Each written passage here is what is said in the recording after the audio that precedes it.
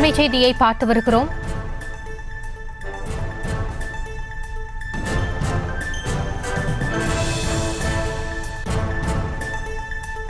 கவுன்சிலர்கள் கூட்டத்திற்கு வராததால் மகாலட்சுமி யுவராஜின் மேயர் பதவி தப்பியது என்ற தகவல் வெளியாகியிருக்கிறது. கவுன்சிலர்களை குடும்பத்தோடு இன்ப சுற்றுலா அழைத்து சென்றதாகவும் தகவல் வெளியாகியிருக்கிறது. அது குறித்தான அண்மை செய்தியை பார்த்து வருகிறோம். காஞ்சிபுரம் மேயர் மகாலட்சுமி யுவராஜுக்கு எதிரான நம்பிக்கையில்லா தீர்மானம் தோல்வியில் முடிந்திருக்கிறது.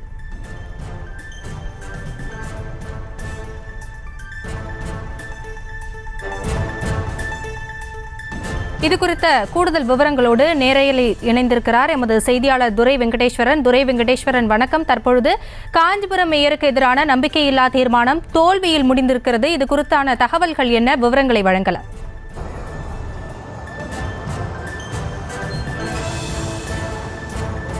கண்டிப்பாக ஹாசினி, இந்த காஞ்சிபுரம் மாநகராட்சியிலே மொத்தம் திமுக, அதிமுக உள்ளிட்ட 51 கவுன்சிலர்கள் இருந்து வருகின்றனர்.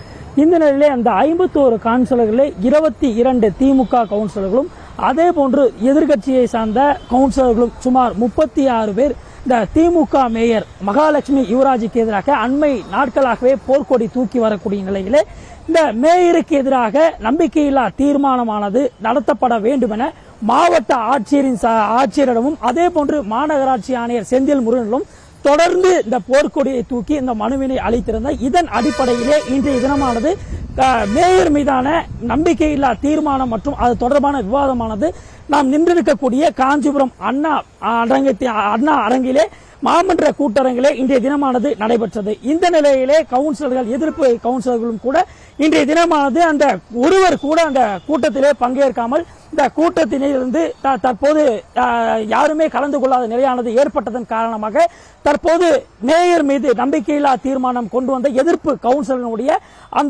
அந்த இதுவானது தீர்மானமானது தற்போது தோல்வியை தழுவியிருக்கிறது. இதன் காரணமாக திமுக மேயராக இருந்து வரக்கூடிய மகாலட்சுமி யுவராஜ் தொடர்ந்து அந்த பதவியிலே நீடிப்பார் என்பது இந்த அதிகாரப்பூர்வ தகவல்களாகும். இந்த நிலையிலே ஐந்தில் ஒரு மடங்கு மட்டுமே அந்த திமுக மேயர் தரப்பிலே அந்த ஆதரவான இருந்தாலும் கூட தொடர்ந்து 2-3 சொற்ப அளவிலான அந்த அதிகபட்ச கவுன்சிலர்கள் தற்போது மேயர் தரப்பிலே இருந்து வருகின்றனர். இந்த நிலையிலே எதிர்ப்பு தரப்பிலே 36 பேர் இருந்தாலும் கூட அவர்களிலே அந்த ஒருவர் கூட இந்த மாநகராட்சி கூட்டரங்கில் நடைபெற்ற இந்த நம்பிக்கையில்லா தீர்மானத்தை ஒருவர் கூட பங்கேற்றதால் இந்த மேயரின் அந்த பதவியானது தப்பி இருக்கிறது. விவரங்களை நேரலையில் வழங்கியமைக்கு நன்றி துரை வெங்கடேஸ்வரன். செய்திகளை உடனுக்குடனும் துல்லியமாகவும் தெரிந்து கொள்ள சப்ஸ்கிரைப் பண்ணுங்க.